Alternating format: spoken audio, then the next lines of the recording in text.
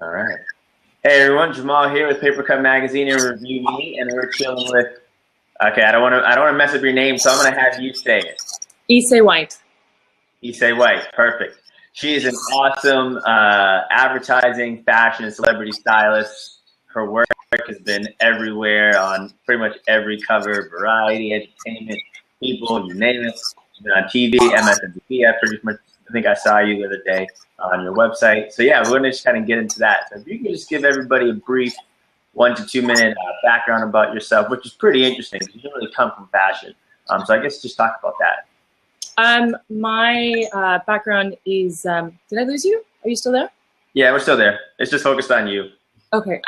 So I think it started, my dad was freelance for the CIA, and we basically traveled from the age of 2. By the time I was 5, I'd traveled around the world twice, and I had been to about 30 different countries and 15 different schools.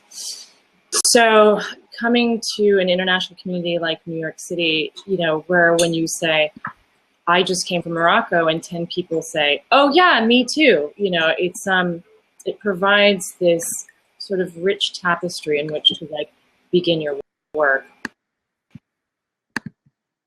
So I started off as a full-time painter and a writer. And I thought that I was never going to be in fashion. My family's in fashion. And I thought I would never be in fashion because I was fully committed as an artist. I was studying with Eric Fischl, Vincent Desiderio, Jerome Witkin.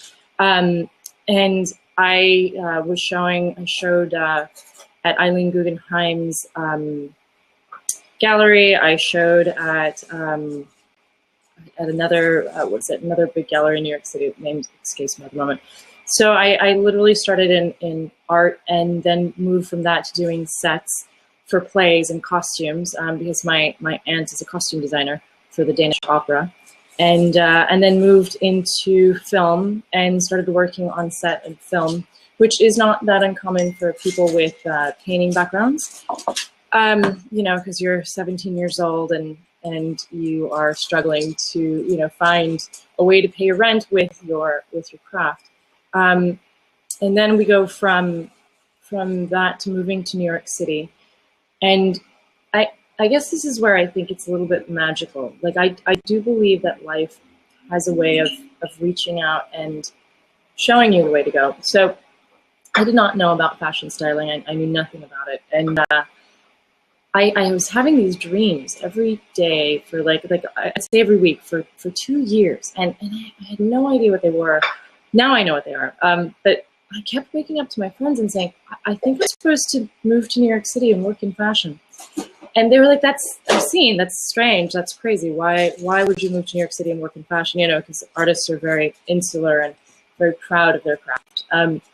So I kept having these dreams about moving New York City. I was in New York City in the dreams. I was working behind in a fashion show. I was basically dressing models to go out on the runway, but I had no idea what this is. So I kept having these dreams every week, and I moved to New York City on a lark to go to the Academy for Figurative Art, which is Eileen Guggenheim's Academy. And, we had partnerships with Prince Charles. We had partnerships with Jenny Saville and so many big artists. And so I thought, this is my life. I'm moving to New York City to really embrace the arts. And my studio was on a floor where there wasn't a lot of other studios. And the summer, there was a fire, and the fire destroyed everything in my locker, like all the paintings I had left. And it kind of took it as a sign, and I stepped back for a second. And my good friend, Damien Mardell, was working for Richard Avedon, and he apparently lost his stylist. He called me up and he said, do you know anything about fashion? I'm like, yeah, 15 years. I worked with my aunt as a costume designer.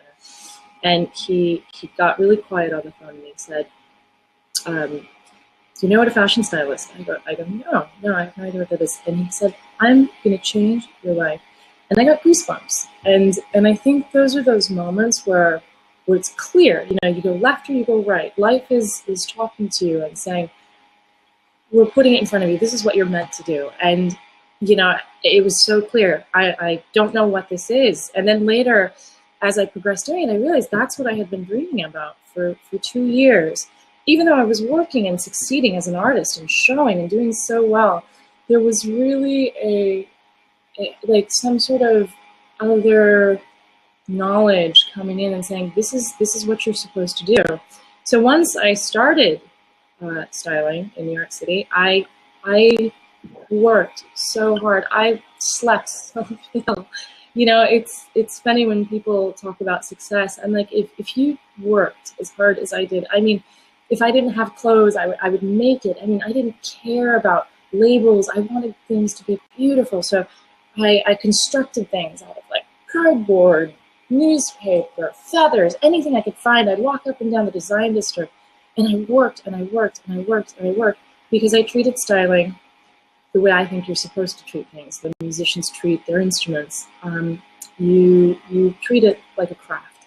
And if you're terrible, that's okay. I mean, if you look at early John Coltrane, or you look at early Franz Klein, and you see progress. And art history and any history book has a way of omitting progress. Like suddenly they grew out of the ground and they're a genius. You know, suddenly you're Carl Templer. Suddenly you're Camilla Nickerson. You know, and it doesn't work that way. The famous story about Alexander Lieberman and Irving Penn developing work together. Irving Penn worked at Vogue as a copy editor, and they didn't have any photographers, and Irving Penn worked very closely with Alexander Lieberman at the beginning and Penn didn't know what he was doing, and now look at him as a master.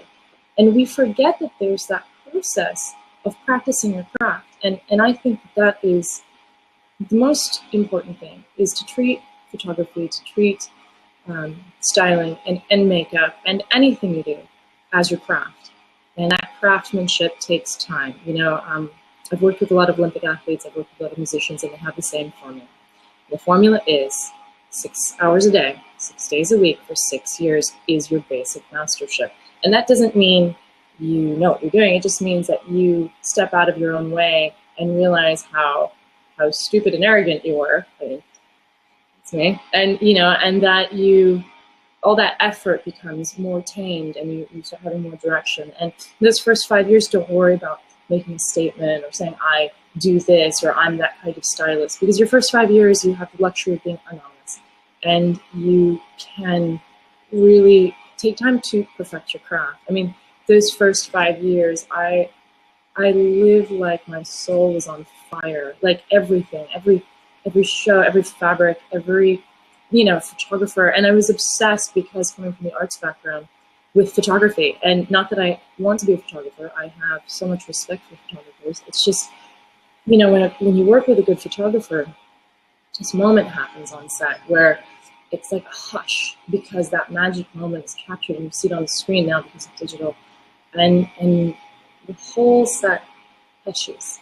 And I keep coming back to my arts background, for composition, for lighting, for crafts, for coming back to sitting at being 10 years old and not being able to leave my parents alone, or, my aunt alone, because, I kept hiding underneath the tables where the costumes were and stealing fabric and making clothes for my cat and driving my cat crazy and driving my aunt crazy, till they finally had to teach me. They had to say, okay, she's not going anywhere. If we don't teach her something, she's going to be annoying. So like 8, 9, 10, 11, 12, 13, 14, I spent time in my mother and my aunt's studio learning about sewing, mostly just because that was to keep me occupied so I wouldn't steal any more of their like beautiful fabrics and lace. So, again, craft. And that's what my mom and my aunt taught me. Because for them, it was about craftsmanship, the cleanliness of your seams, the way the clothes fit, and having kind of an exposure to artisans and musicians at an early age is important, because we cannot, again, omit the fact that process takes time and practice. You can't say, I'm going to be a great stylist overnight. It's not possible. I mean, maybe. There is an occasional, I have one photographer who at 21 was discovered by Anna Wintour. But that's a very unique set of circumstances. He maybe at a very young age practiced, but you know, for the most part, talent has to meet practice, and talent without it is yeah. No. There's a couple things that you said in this. I said 1 minute, you went for 10. That's good. So you tripled it. No. So you mentioned the 6 hours a day for 6 days a week. Actually, on another one of these sessions, I mentioned the same thing because I know somebody who went to Juilliard and she was a violinist. And she said, "Yeah, I studied 6 hours a day, 6 days a week." And I was saying that to the people who were watching that, yeah, it's not just like you do this for 1 hour a day and you're good to go. Like you really practice and it's all about craft. So that's amazing that you said that. So then going back to how you kind of got it going. So you said that you were obviously an artist, and then you know digging down that that road, and then you kind of got this serendipitous call to work with Avedon. You were his stylist, or like how did that? No, my good friend was working as a studio manager, and he was really like, when you see Damien shoot, he's taken this Avedon sensibility like a lot of his assistants. You know, Avedon actually died in his arms, and so there's a deep connection with the work for Avedon. I'm really good friends with the family, and Michael Avedon, who's now shooting, and he's taken that Avedon sensibility but given it this more macabre twist.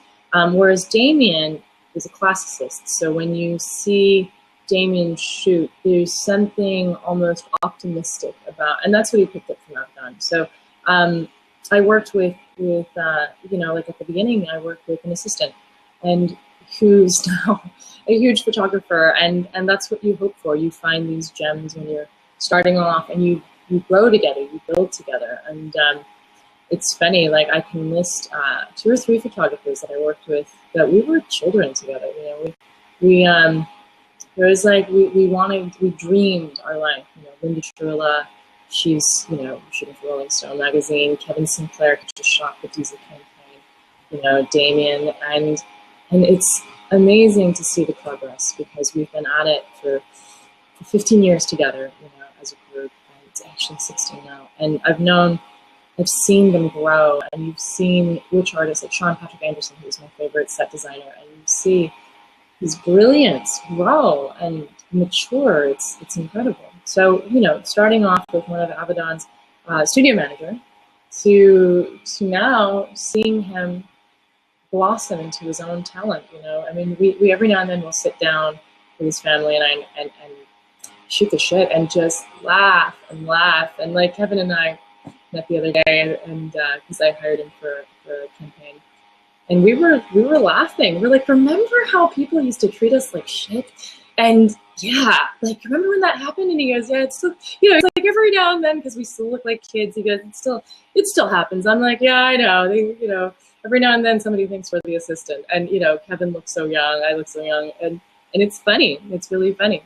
I think I once told my assistant that when Martha Stewart came in, and she was this beautiful Australian man, you know, gorgeous. And she walked right past me and went right up to him.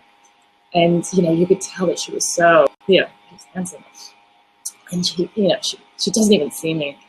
She walks out of the room, and I looked at Paul, and I go, you know, if she offers me my own magazine, I just might have to give it to her.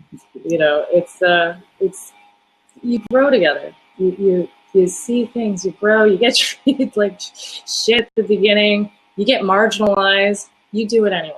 You know, they don't care about you or me unless they have a reason to. You know, the work has to be profound.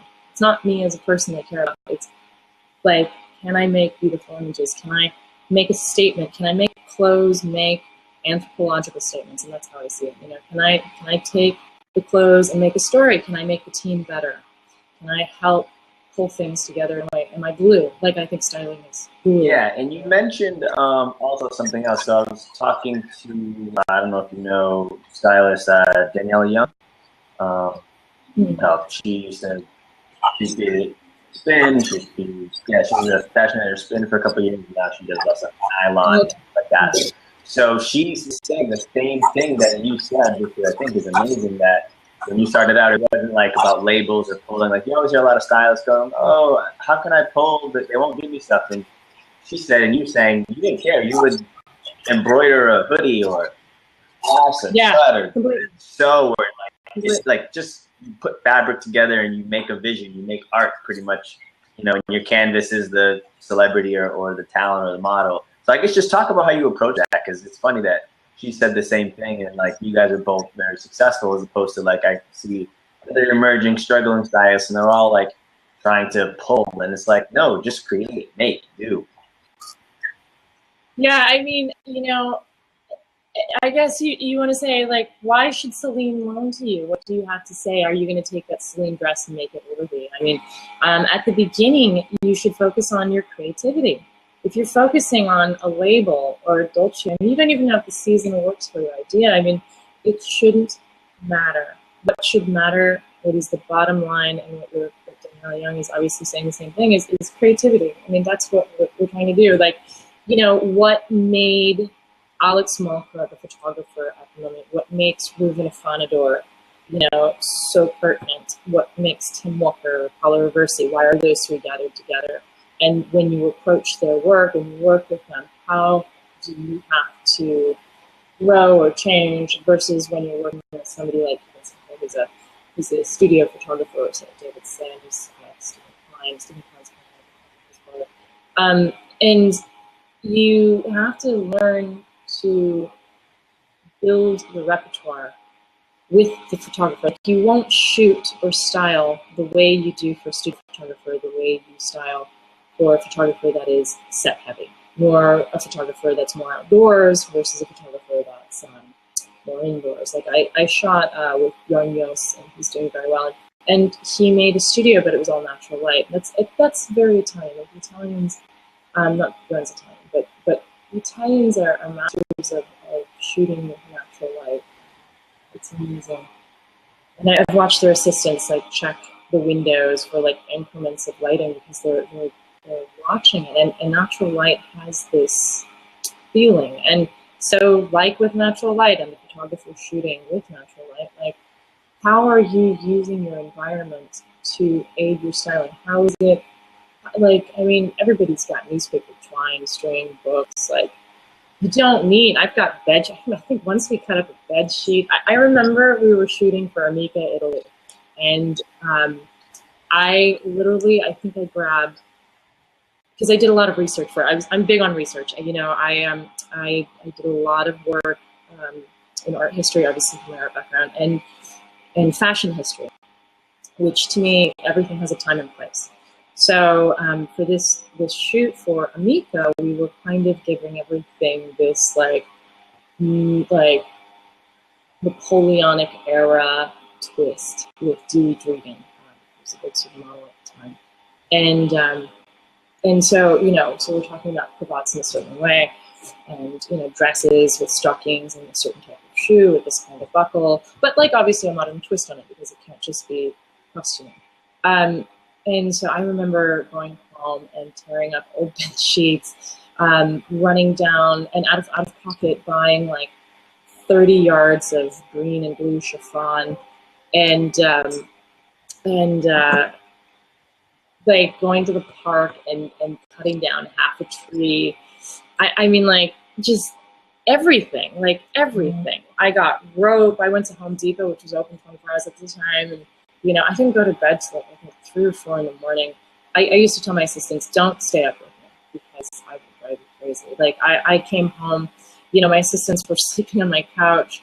I came home with like soil, burlap, spray paint, duct tape, and they looked at me like I was crazy, because they were a newer team. And I said to them, you know, you gotta understand, you're seeing studio. I'm thinking, where can we get an elephant? How do we get it up on the trapeze, you know? And you can't look at me and say, oh, that's impossible, because that's not the words I want to come out of your mouth. Mouth is like, where can we get an elephant? I know an agent. You know, I said, and that's the example I always use. I'm like, okay, I've got an agent in New York City who represents animals. She did the Nike campaign. I can get an elephant. Now, what kind of contraption do we have to get an elephant up there? How do we dress her with a big tutu? I mean, you know, it's problem solving in addition to, like, you know, finding things like young designers, bark, old pieces of rug, fucking what do you call it? Tissue paper, your old couch, you know, dog fur. I don't know. It doesn't matter. It matters most of all that you aren't limited by the idea that it has to be this box, you know. Okay, so that's your little box. Well, then what? You still can't do anything with it, you know. Okay, so Dior and Celine and Hermes gives you everything. Do you think they give you the look you want? Right, okay, because there's 100 stylists who are opting for the same look because everybody wants that, the 5, you know, that looks in the showroom. So they send you hot pink sweater and you're doing pirates. Okay, so what are you gonna do? You know, and the photographer doesn't want to shoot the sweater. You know, there's a funny story about this happening with Polly Mellon, and she's arguing with the photographer. He's like, you have to shoot that Calvin Klein sweater. And he's like, I will not shoot the Calvin Klein sweater. And your job as the editor is to say, how can I make that Calvin Klein sweater that's hot pink and doesn't go with my pirate setting work? And that's your job. So yeah, if a young stylist thinks, oh, okay, I'm gonna get Saint Laurent and Jimmy Choo and Louis Vuitton, say you get it. What if it isn't anything that you want? How are you going to make that work? But not just work, how are you gonna make that sing? How are you gonna make that be more? You know, and you're gonna make mistakes, and you can't be afraid to make mistakes. You're gonna make something that's gonna be truly awful, and you're gonna use maybe 1 out of 10 editorials, and that's what it should be. You know, it should be awful. Every now and then you do an awful editorial, maybe you're overworked, you're underprepared, or maybe you just thought that I could dress the model and that would be okay, and the story came out boring because you put nothing into it. You know, you have to put your soul into it. You have to put you into it, your print into it. How can you make this more? How can you make this be significant? I mean, and even then, like, you'll do something really crazy and then suddenly you're over it. You know, like, you go through phrases where suddenly everything is over the top, you know, Brussels and buckets and, you know, butts and snoods and wimples and you know, I'm doing slash clothing and, you know, pulling Swiss elements and, you know, German mercenary style stuff from, you know, Burgundy Invasion when they built the slash and dash clothing, and or like maybe we're dressing a woman in, you know, Savile Row style English dandy, or maybe it's sans culotte, but it can't just be dressing. You have to yeah. So one thing that you just mentioned that I think is amazing is your research and your knowledge is incredible. You know, you study and study and study, and you have, you know, every 2 seconds you're naming this photographer and that stylist, and, you know, you're just really steeped in the history. So just kind of, obviously, you know, your art history background lends itself to that, but what do you think that being in the fashion and art history and photography history now has brought to your styling? Talk about that a little bit. It seems like it's very informs it. I work for Italian Vogue, and I was blessed to be invited. I worked for Michelle Obama, and after Michelle Obama's inauguration, I was featured in Italian Vanity Fair for dressing her. And I had this phone call. I was walking home. I had a bags of groceries, and I got this phone call.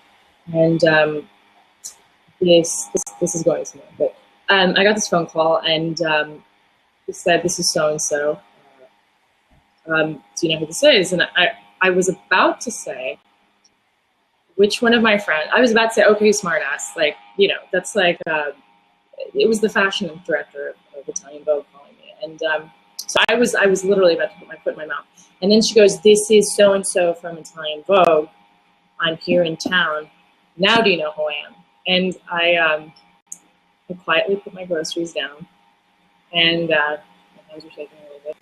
And she made an appointment to meet me at the hotel room where she was in town.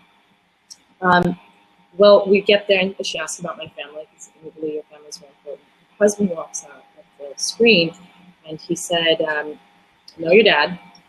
This is where he was stationed. This is what he was doing." And so that kind of started like my relationship with Italian Vogue is having this family connection to the fashion director. And so for that first year that I worked with him, I was her right hand, and oh my God, we worked so hard. And the thing about like Franca and Anna Wintour and Molly Mellon is they were part of fashion when it was history. And you cannot, and they are history, and anyone that thinks that you can arrogantly come forward and ignore what has happened before and call it new because you don't even realize you're doing it. Because this has happened before. Like in the 70s, with modern art, we have this like wash of classicism.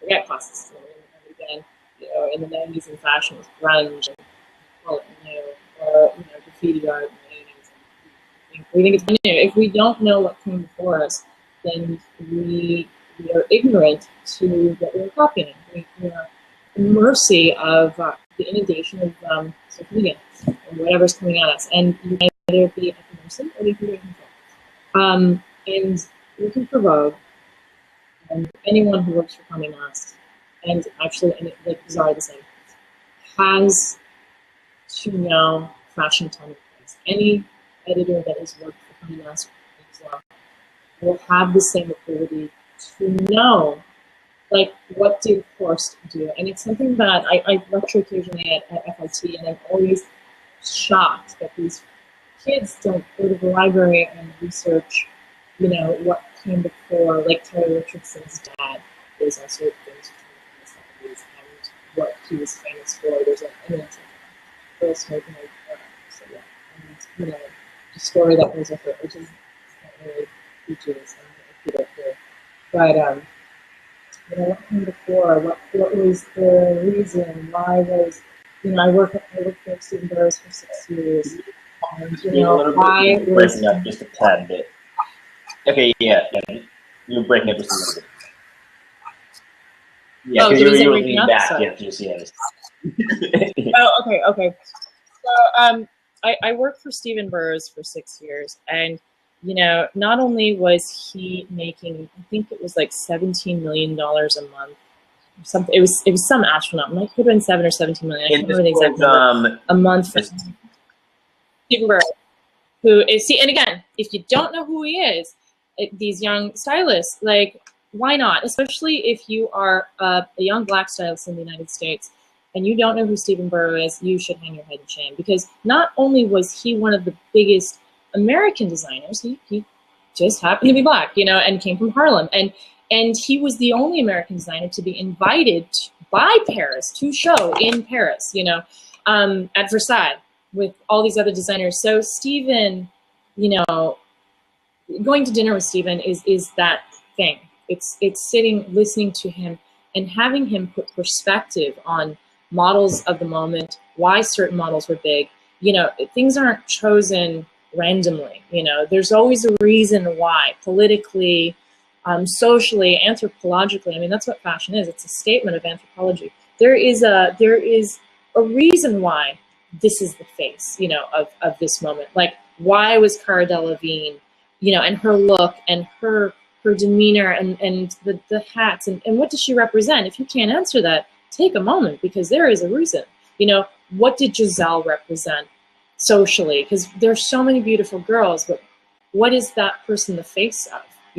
So, and if you don't know what's you don't know the trends, you don't know why Bottega currently is putting tracksuits out.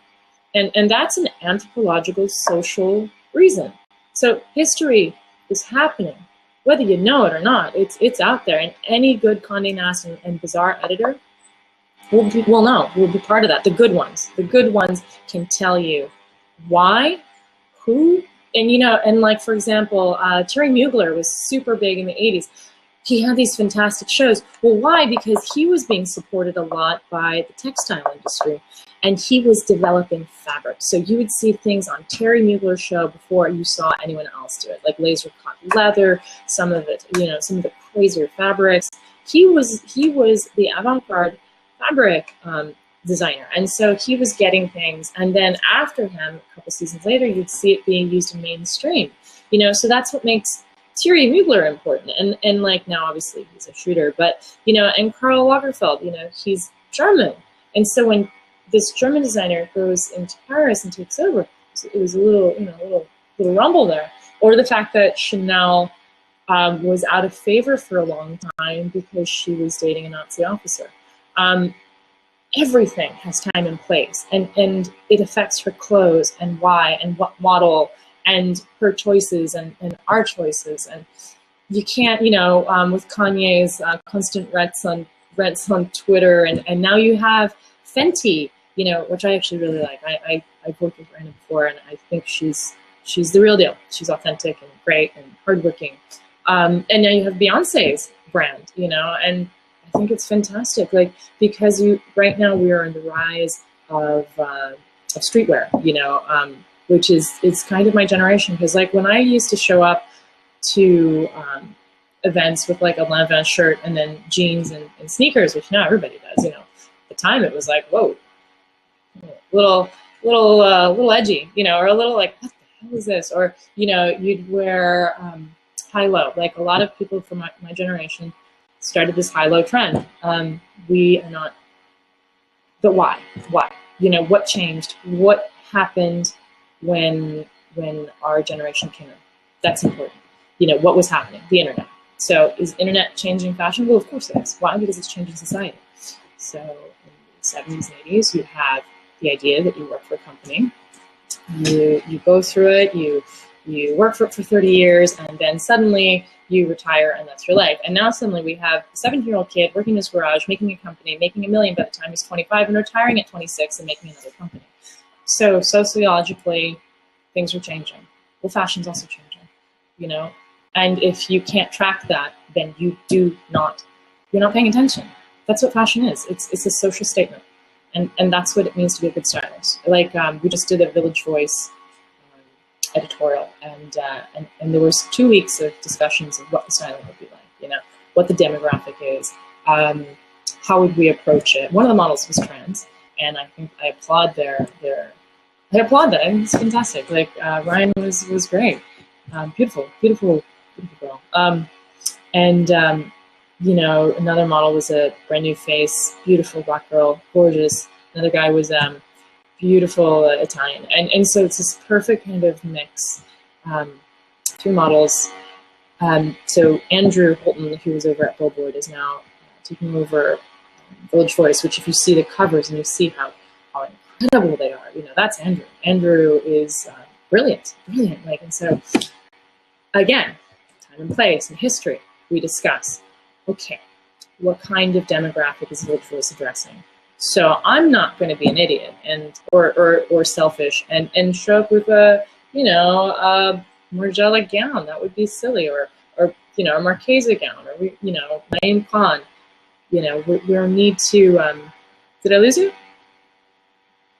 Whoop, I lost you. Here you go. Hold on, I think I lost you. I'm here. Oh, there you go. So okay. Sorry, I can go on about this. It's something I'm always talking to my assistants about knowing what is happening. Sure. So let's back up about Michelle Obama. How did that whole thing come together? Michelle Obama? Oh, Michelle, yeah.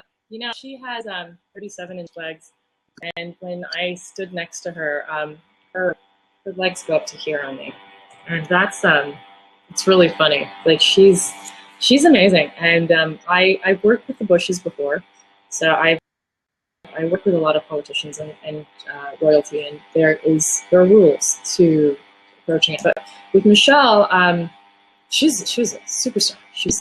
She walked up, and I was actually in Belize on vacation with my agent, and I got a phone call from an editor that helped me so much as a young. She believed in me. She gave me chances when nobody else did. And she goes, I'm not going to tell you why, but you get back to New York right now. So I looked at and I trust her. So I changed my ticket, I hopped on the flight, and she goes, I need all your info.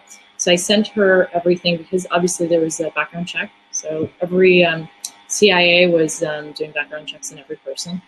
You know, and she was the kind of editor, I have to address this, that I would have done anything for. Like, do you need water? Do you want a cushion? Can I staple that sheet for you? Can I sweep? You know, to approach your people that are giving you help with profound gratitude and humility. I can't describe, I mean, it's not really the value at this moment, but at the time, Harriet was, her husband was a shoot of Condé Nast, and she was, she worked with Mary J. Blige, Alicia Keys, so she called me to work with Michelle Obama, and when Michelle came in, she was smart and kind, and like, it was like, working with the Obamas was like a little bit like working with King Arthur, minus the Guinevere drama, you know, like they were so good and kind and smart, and you knew that they cared about other people before they cared about themselves. They really put causes first. And you know, I know there's been a lot of contention, and yes, he's made some mistakes, but if he has, it's because he was a great human being. I mean, that's what you knew when you worked with her, and you learned about him through her, that you're talking about incredible human beings that we were fortunate to know in office. I mean, I wish that people would be so kind.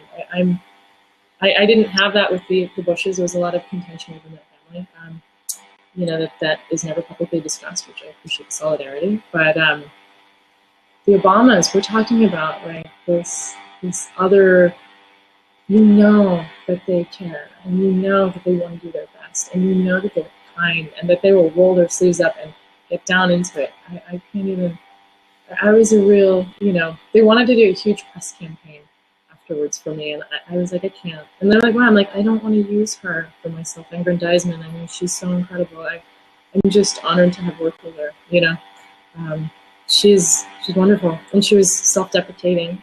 Like, I keep saying it, she's smart, but yeah, I mean, Michelle is one of a kind. Yeah, no. One of a kind. I'm getting extra. Sorry about that. Hopefully it doesn't stay off. What I want to do now is actually get into some of your work. So we're going to do a quick screen share, and we're just going to go through some of your stuff and talk about that. Hopefully the echo will die down. But can you see that? Cool. Yeah. So let's kind of scroll through and talk about some of these shots. I mean, there's so much work. It's incredible. Feel free to stop me. Oh, you got to see that Morgan Freeman.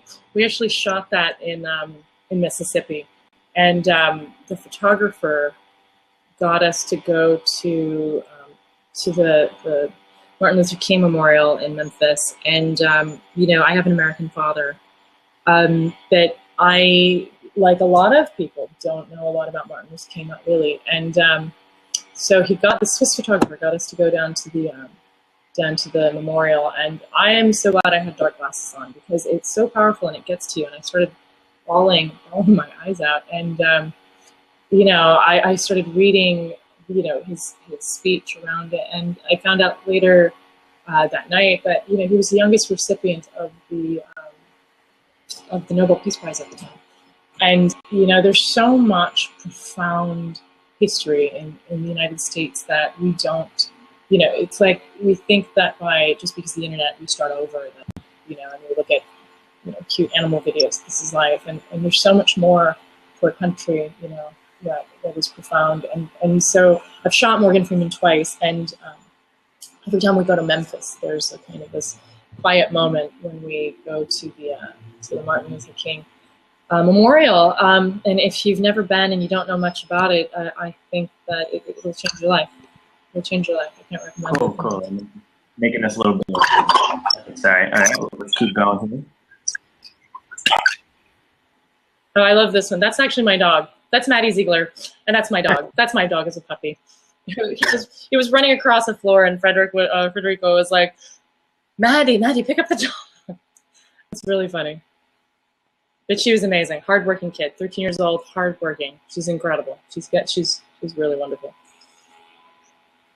That's Chris Kramer at the EW. I love Chris. We've done a lot of beautiful work together. I love him. And that's Ewan. Okay, Ewan is charming. Ewan is amazing. Like Ewan McGregor, you know, you could see that all the girls on the set had dressed up to get there. And he has this humor and he's so easygoing and honest. I mean, he's everything you want in a celebrity. And, you know, I was, you know, with covers, you're always trying to like walk this line of, you know, the publicist would like it more conservative. Depending on the celebrity, they might go more conservative, but you as an editor want to make them a little crazier. And so I showed up with like zoot suits and crazy spiked Louboutins. And I remember Ewan looked at us and go, yeah, man, let's do it. And you could see his publicist was not sure about it, but Ewan loved, like, he was like, yeah, let's do it. This is cool. And so she relaxed, you know, like Ewan and I really got, we had a laugh over like some of the crazy like, suits and wild stuff.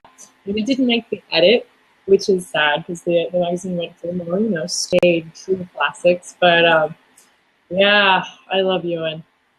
I worked, and the next one's Carmen De Laurentiis. I worked for her for 2.5 years. She's amazing. She's really she's a legend, every bit of it. I worked for Susan for a year or two. She's wonderful and funny. She's really a hoot. Marilyn, yeah, that was interesting. He was. We shot him with Nicholas Allen Cope, and he is exactly what you think he'd be. Rock star, you know, to the core. It's Olivia. Oh, Anna Beatrice. She's divine. That model is just, she can do no wrong. She's amazing. I love her. Oh, the Adweek cover? I love them. I love Salt and Pepper. I didn't really know their music that much, but working with them, I'd go see them. I mean, they exude fun and charm. And I mean, like, that's the kind of job, working with Mary Ellen Mark, and you walk out like, yeah, that was great. Oh my God, we had so much fun. Like, you understand why they were huge. They have a way of making a party. I love those girls. It's Ukraine. Oh, that's Ruben Afanador. We shot Mean Girls together, to the right with them. Yeah, that was very, so I'm a huge fan of Ruben's work and him as a person. I think he's a real artist. He puts art first. And so what you don't know is that we shot Tina Fey and Lindsay Lohan in one setting, and then we flew up to Toronto and we shot Amanda Siegfried, Rachel McAdams, and Liam for Girls. And so in Toronto during TIFF.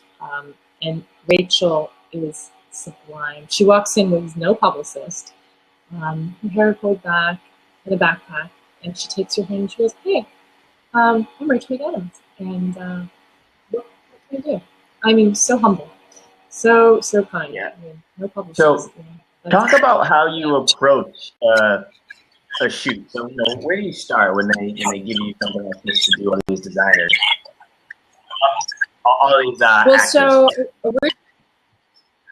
So you know, you're always confronted by body types because they're not model size, and I mean that's something I think that our studio does very well. That's why I worked with Carmen for 2 years. You know, because she's like, you say you're the only stylist I know that actually brings stuff that fits me. You know, I understand that a woman, if you bring clothes that are too small, it makes her feel awful about herself. You know, and there's enough combatant kind of elements to society and enough issues that we don't need a celebrity who has to perform in front of the camera to feel unconscious, you know, like terrible and insecure. So originally the Entertainment Weekly was supposed to be more ready to wear and a little less glamorous. And then when we started fitting everybody, it just became this kind of old Hollywood, and this old Hollywood thing suddenly took over. And the next thing you know, we're calling, like 2 assistants calling in and running in, and like we're pulling more dresses as we get there because the direction is changing organically. And that's what happens with different body types and actors, is that you must be able to think on your feet. So you're like, okay, we're heading this. So literally as I'm watching it happen, in front of me, I've tugged my assistant behind me, and I'm like urgently under my breath screaming at her. I'm like, okay, call Aiden Maddox, call, you know, Naeem Khan, call Marchesa, call Thea, call all these people, call Roberto Cavalli, and, you know, call Jay Mandel. Those are instantly the dresses that you're seeing here. And, you know, I'm like, call them. They all know me very well. Like, so tell them we're looking for this. The direction has changed. So it's changing in front of us and we're anticipating it, you know? So, you know, the Giuseppe's and naughty shoes that you see on Lindsay Lohan, beautiful. And then the rest you have like Louis Vuitton, Jimmy Choo, Manolos. And that also changed because before even the shoes were more ready to wear. So suddenly in like an hour while they're getting hair and makeup done, we're kind of on the surface. Of course we have more clothes coming. Yes, we took care of that. But what's happening in the background is, oh my God, they're asking for more. Let's get like, and we're calling every single evening wear designer in New York City to get the dresses to us in 45 minutes. So what you see is the product of a lot of scrambling because the direction changed. Okay, we have some big boys here. Talk about these three. Which one do you like? The Rihanna, like you've heard me say earlier, she's incredible. She's a hard worker. She's real. She when she walks into a room, it lights up, and like she just has this way of making every moment fun. You know, she's really. I get it. Like I am now a huge Rihanna fan after working with her, and she's so game to try different things and push, and she's not shy, and you know she's a size 4'6", and not because you know she's anything other than perfect. Her body is perfect just the way it is, and she's that face, everything about her, you know, she's just game. She's gonna try it. She's gonna figure it out. You know, she wants, like when we said this Arabia thing, you know, this was right after she'd gotten in trouble at that temple, that mosque in Abu Dhabi, and right after the CDFA Awards where she wore that transparent dress. So this came out right after that.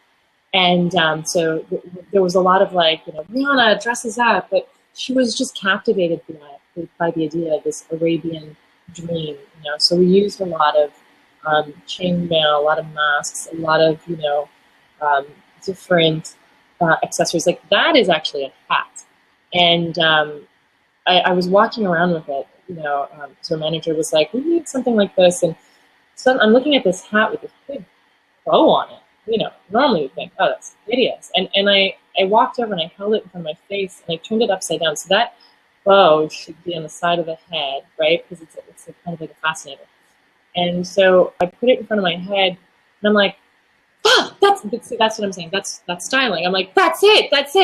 And I'm like, I run downstairs and I hand her this hat upside down and backwards. And she's like, it's perfect, you know? And so here you have this cover with the Dolce & Gabbana dress with this hat that, you know, I was upstairs fooling around with, worn upside down and backwards, and it's perfect, you know? It's perfect. I mean, that Cartier ring, the tattoo on her hand, you know, it's everything.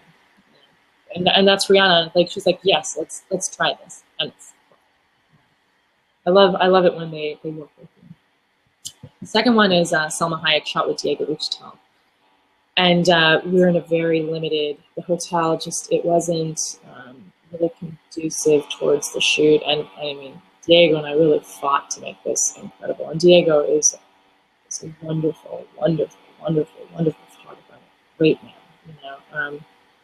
Salma is a star, and she's really, she's class. She's wonderful. There's a funny moment where we brought Harry Winston, and she goes, "Oh, my husband was going to buy me that." I'm like, "Oh, what, that bracelet?" She goes, "No, the company." I'm like, "Oh, company."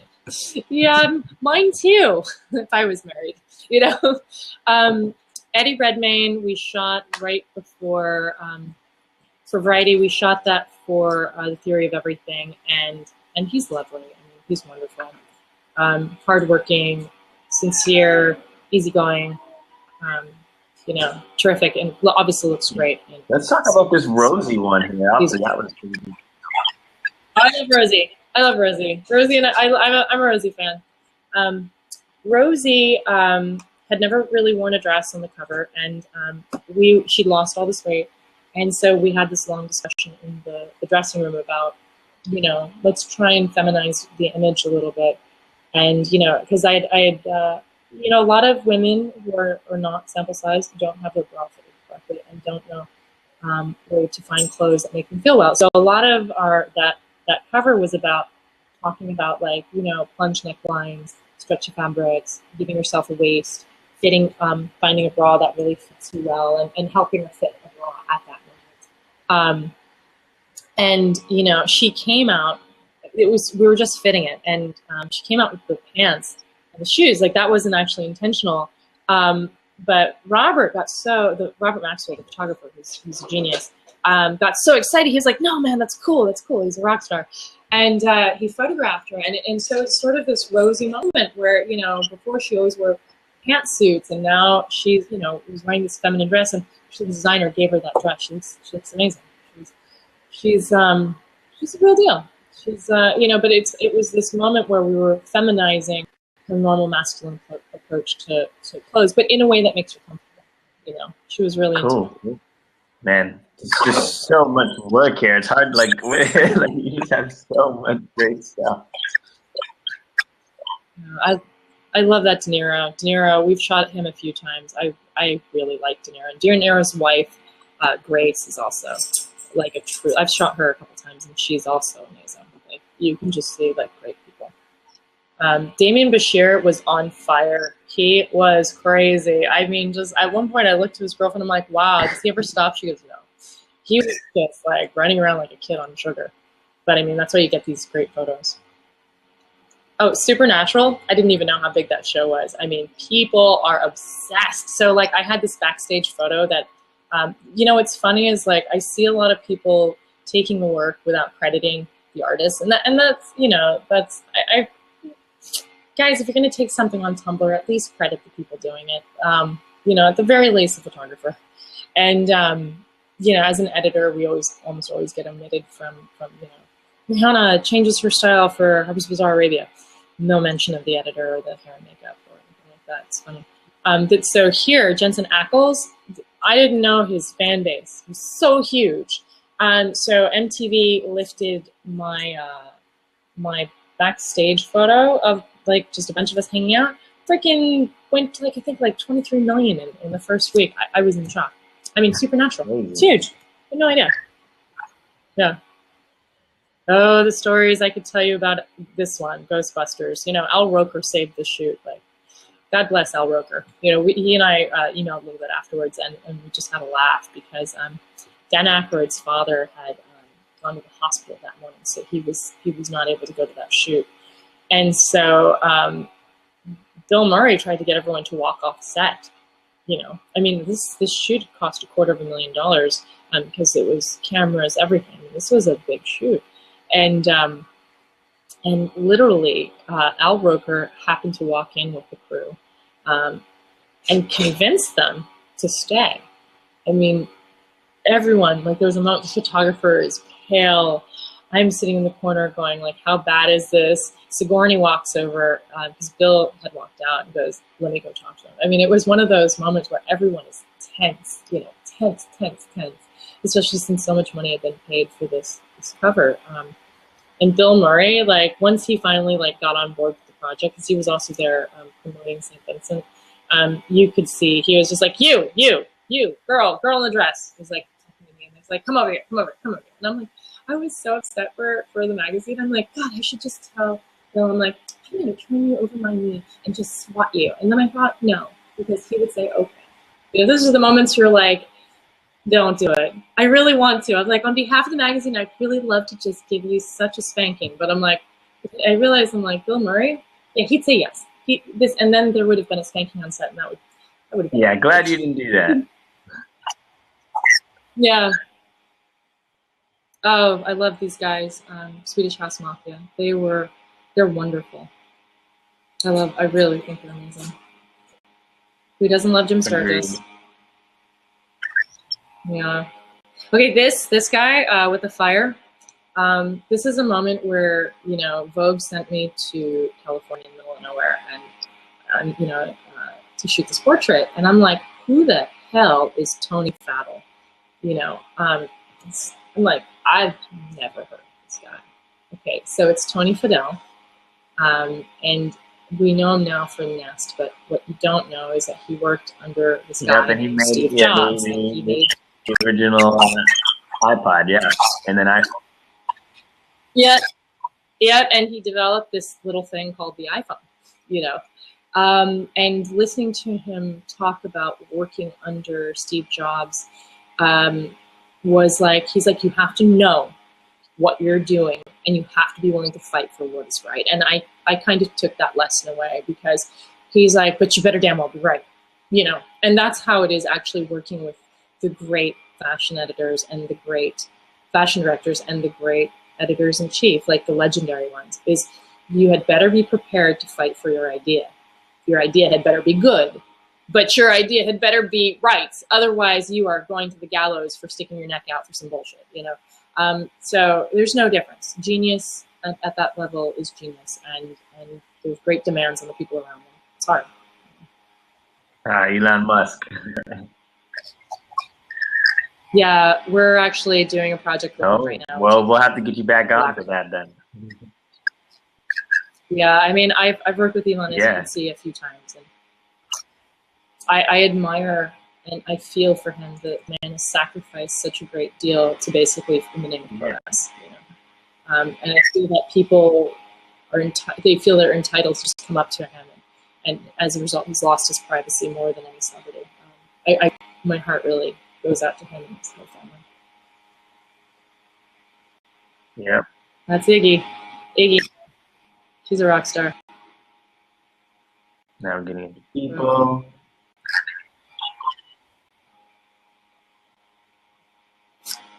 Yeah, I love that one. That one's super bizarre. Oh yeah, he's amazing. Anderson Cooper's amazing. He's really like everything and more.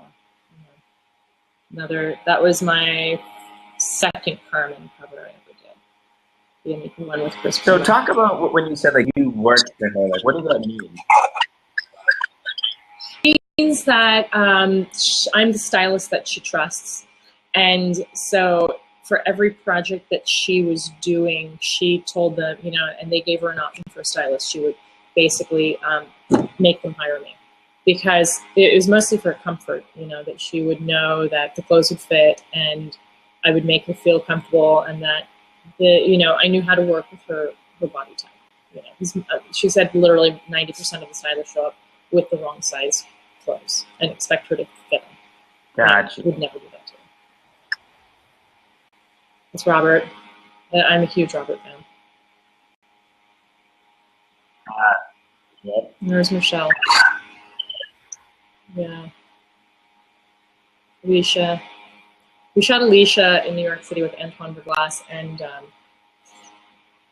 that was a moment where we did it with Sony, and her publicist, management company out in LA, called me an hour before she was supposed to go on, because I'd actually talked to them first, didn't get a reply, and then called record company, and I got this funny phone call that said, I'm very sorry, but we're going to have to pass on the opportunity.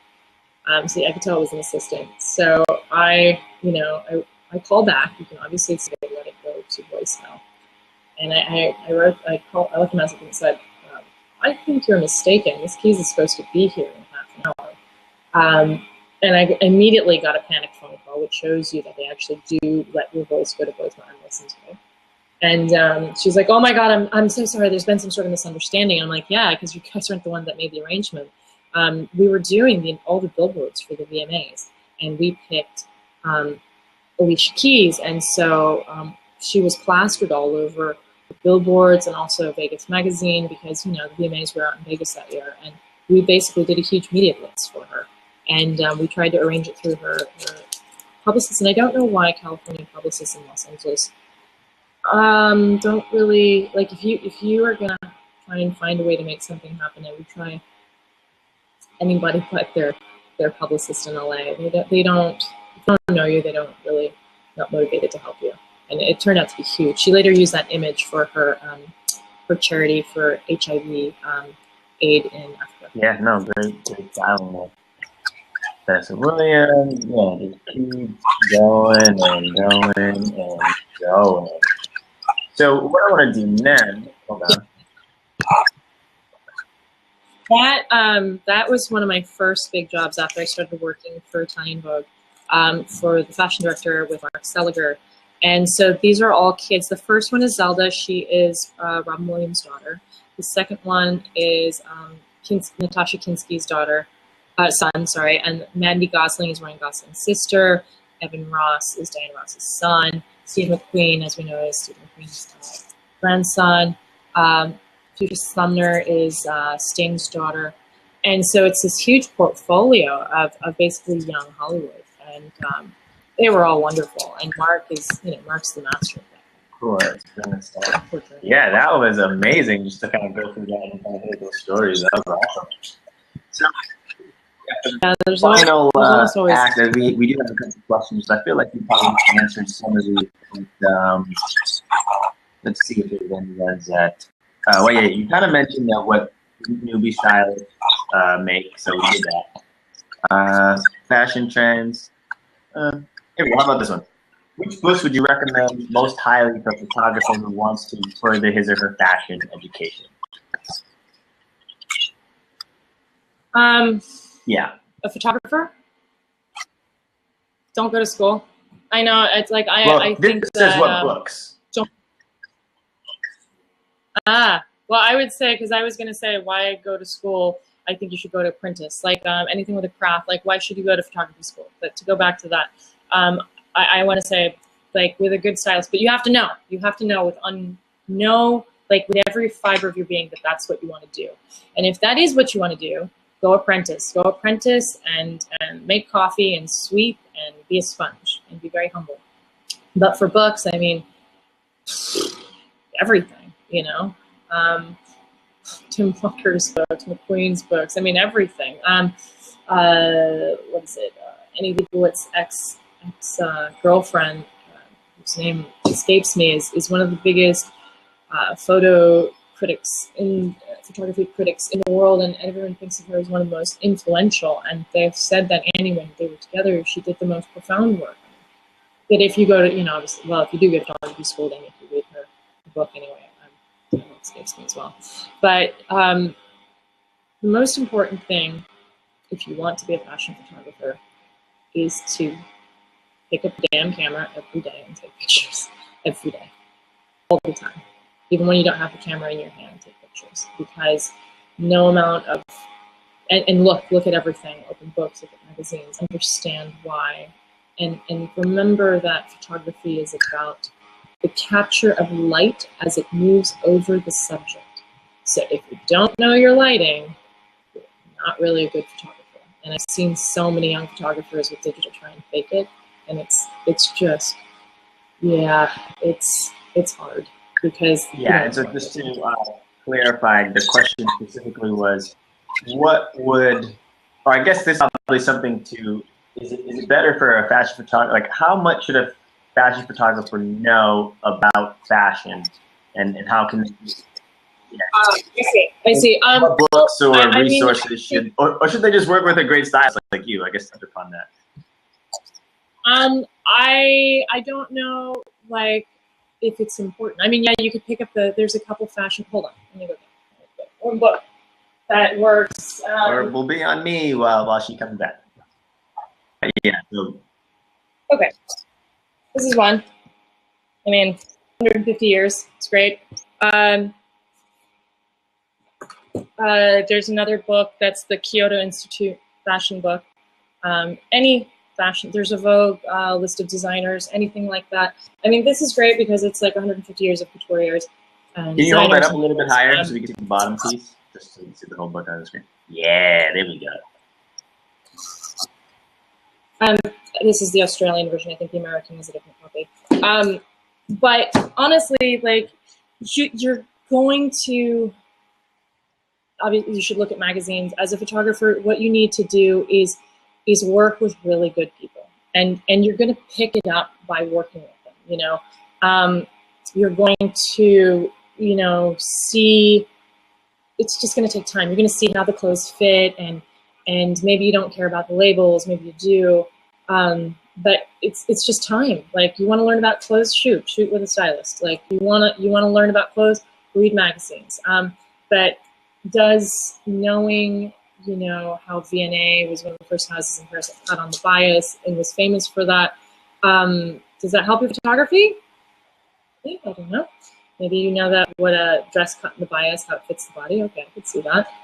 But more, I'd be concerned with a photographer knowing how that model, you know, what makes her face look best in that lighting with that type of fabric.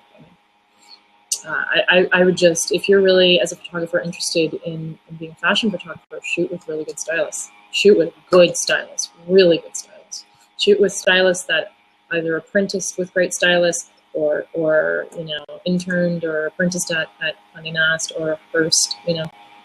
Shoot with the kind of stylists that you want to, you know, work with. I mean, like, you want to shoot like Bazaar, or you want to shoot like Wonderland magazine, or you want to shoot like Nylon, or you want to shoot like Elle, then you need to find a stylist that has that kind of style, and work with them a lot, and shoot projects, and shoot it in your roof, and shoot it in your bedroom, and shoot it in your car, and shoot it on the street, and shoot, so you know that subject so well that it doesn't matter if it's a Ralph Lauren or Calvin Klein or Margiela or whatever.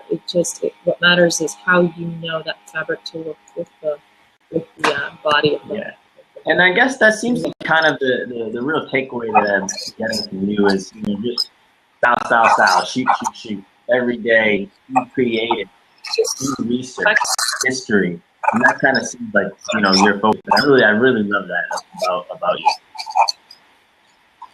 Practice your craft. I mean, like, I went to bed last night at 3:30 in the morning, like, because I'm leaving for Berlin tomorrow, and you know, there's so much work to do, and I honestly almost always go to bed around 3:30, 4 in the morning, because when we're working with China or Australia or Thailand or whatever, we're on another time zone, and so I'm getting emails, texts. I think I got my last. We're on hold to shoot Jim Sturgis again for the cover of August, and I got my last text at 3:15. You know, and then started getting all the other work ready and showrooms and a lot of responsibility. So, I mean, you're not going to sleep. You're not going to, you know, you're going to forget to eat. You're going to run around, you're going to break your nails, and it's not going to be glamorous, and you're going to work your ass off, and you should work your ass off. It is a craft, and it's a craft that also combines service, you know, how you make people feel when you're in it. You know, do you help that model or star find comfort? Some stylists focus more on celebrities, and then they're really about service, helping that star comfortable in that clothes. And you know, like with women that are a little bit older or a little bit different body, we started using something like neoprene because it sucks them in and makes them feel slim and beautiful and comfortable. You know, that's important in our youth loving culture right now.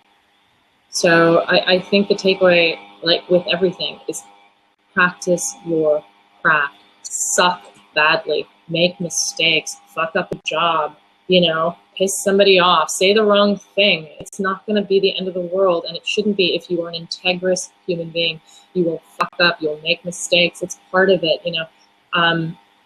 What's important is taking ownership. How did you fuck up? Why did you do that? Like, what happened? Why did that image, why was that bad? You know, why did, and sometimes by no fault of your own. I could tell you horror stories where, you know, when a shoot goes wrong, someone is going to get blamed, and sometimes it's you for no other reason than it's your day. And it sucks, and it hurts, and it's brutal, and maybe, you know, your dad died and you get to set and nobody cares, but that's work. And you have to learn to not let your emotions control you. The way I tell my assistants when they work for me, I'm like, yes, it's hard.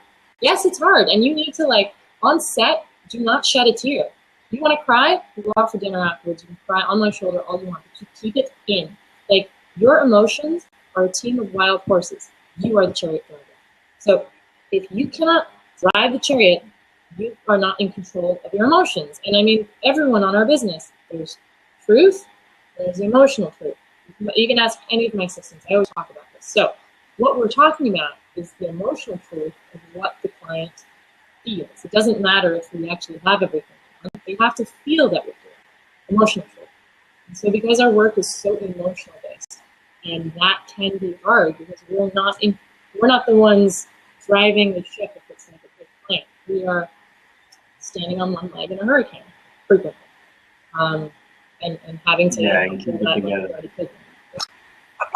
Yeah, it's like, but it's all about, I had another intern that had a freak out on a really easy job, and she said, "Oh, I'm just gonna meditate about this," and I was like, "Listen, love, you need to get out of fashion." I never discourage people. I'm actually very encouraging, but I'm like, "Listen, you think that this is about you feeling centered?" I'm like, do you know how often we feel like crap about ourselves, or even now, like I was reading something by Innocent Vanu, and you could see even they're Michael Thompson. You think wherever security is a feeling, and that's a luxury. That's something you get from your mom and dad. You don't get that from your job. You don't feel secure except by knowing your craft. The only thing that's going to give you security is knowing that you did your best, and that's going to come from the inside. Because everyone else is emotional. It's going to have a bad day. The model's not going to fit the clothes because maybe she went to Brazil for the winter, this happened, and gained 15 pounds, and it's on you. Somehow it's on you. It's on you. She gained 15 pounds, none of the clothes fit, but it's on you. The comp card is wrong. The comp card is wrong. The model shoe says 9, but she's actually an 11. But it's on you. It's on you. And that's what I mean. And you have to learn to, like I was trying to tell this intern, it's gonna suck. It's gonna be hard, and you're gonna get punished, and it's gonna, and you have to learn to thicken your skin, stiffen your lip, and say, okay, next. That's why I think the ability to make mistakes is critical. We don't allow ourselves to make mistakes in our relationships, and I think that we need to learn to be more gentle with each other and ourselves. My assistants usually have I don't fire somebody over mistakes. It's the policy in my studio. As long as you take ownership for it, you are allowed to have human moments. Because I'd like to think that if it was me, it would be the same. Probably not at my level, but get out of here. Sorry. Yeah, you got a kid out of here. You call it a dress? What is this? No, you got it. No, but I think, I do a lot with my interns and my assistants I tell them, I'm not raising you to be a stylist. I'm raising you to be a better human being. What you do with it is your own. But our internship program is really hands-on, and it's more like I'm raising siblings and families. So one final thing: how would somebody get into your program? What are you looking for? What do you think you can do? We don't take. I used to teach 6 interns a season, and that was too much. That sounds like a lot. I'm impressed. It was a lot, and everybody thinks they want to be a stylist, and they really don't. I've learned that I only take like 2 a season now because we only hire the people that we train. It's an incentive program. My last 4 first assistants have been people that have been with me since their internship. Or if you are that good, we help job place. But I mean, you have to really be good. You have to really show commitment. And like I had this one assistant, Laura Coelho, just recently, and the girl was humble, hardworking, showed up early, understood that I was up super late. She always got up super early to make sure she took care of things ahead of time, knowing that I was going to be up super late and drowning in the morning. I mean, that kind of thoughtfulness, that's somebody who's going to make it in the business. That's somebody that I would go out of my way to help. I've been given chances, and I've been given opportunities. So if you were serious, say you were really serious, and you weren't somebody that just reads Vogue and thinks you want to be a stylist and not really prepared to work hard, you email us. You email our studio, and we take we do an email exchange. We take a first interview, because our relationships, once you enter our internship program, it's long term. Most of the kids have been with me for 3 to 5 years. I've been to marriages. I've had my friends' babies, and once you become that part of the team, it's in perpetuity. I have kids that have gone back to Holland, and I get calls from them about this project, that project. I help them with money, meaning do they say, how much do I do for this? How much do I do for that? We help them with their contracts, and because if you are good enough and kind enough. Because, you know, I'm not a, I put being a human being first, and I think that that's a bit unusual for our business, you know. I have a great love of like Robert Redford for his humanitarian causes, and I think that, you know, part of the things we do is like on Saturdays I usually make them do homeless feeding programs. We also collect clothes during the winter for homeless, and I make them read books on like the power of now, because again, it's about growing them to be better human beings. I want to think that to work for me, you're gonna work, you're gonna grow, and it's not gonna be easy. And you know, every fault, every hardship, every broken thing is gonna get addressed, you know, and it's gonna get pulled out. Like, we're not easy to work for because I have a high degree of accountability. And what I ask of them, I ask of myself. You know, like if I'm wrong, I'll come to them. Hey, you know, that was my mistake. I was wrong.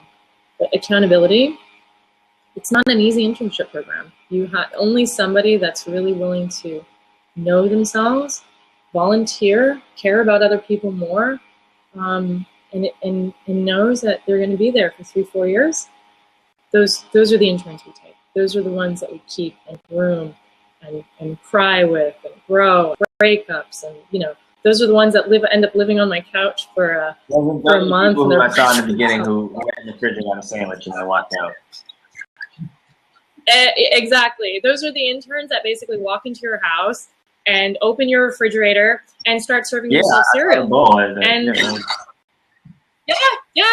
you know, it's fine. Like I have my interns usually have copies of my keys, and like sometimes they get here early and to my apartment, and I'm like, what time did you get here? They're like eating cereal. They're like, don't worry, so I already started working on this. I got here at like 5 in the morning, and I'm like, oh, it's fine, you know, because you're family, and like we're in our pajamas, and I'm baking cookies, and we're prepping like some crazy bizarre shoot for, you know, God knows what country, and we have music playing, and we have, you know, it's a family. Like I try and run my studio the way I'd like the business to be.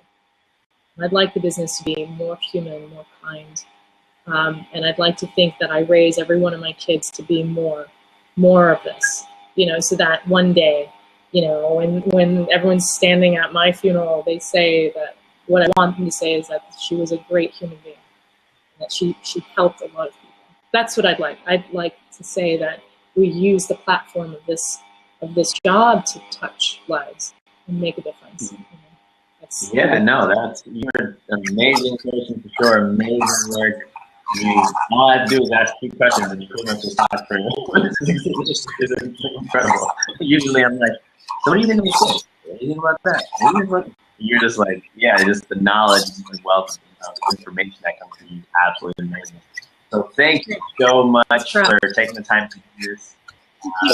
No, really, thank you. Back on in a couple months after you that new project you have going on with Elon Musk. Actually, that'd be interesting to hear more about that. Obviously, fly safely to. Well, I don't remember where that was. You're going somewhere, Dubai. Who knows where you're going? I just threw that out there. Yeah, thank you so much. And everybody else will be able to watch this if you're watching now. You can just watch after this. If you can put information in that. We'll also take that book. What was it, 150 years or something? It's like, Fashion, 150 years. We'll put that in an email blast or something. And also the Kyoto Institute fashion. There was a Kyoto, what's it called? I think it was also like a collection of fashion. It's hard to miss. Like that book is also one that came like I think 8 years before this one, and that one was a huge retrospective of like different designers. Between that two, there's a couple other books I'm trying to think that talk about the fashion business, all the ins and outs, and I'll find those and I'll email them. We'll blast those to the members. That'll be amazing. All right, thank you so much. Everybody else, feel free to follow up. This is another awesome edition of Shoot the Shit. Pretty much, it was mostly you just shooting it with me, bringing it the other way around, but still, it was amazing. So thank you so much, and you know we look forward to talking to you again in the future. Anytime.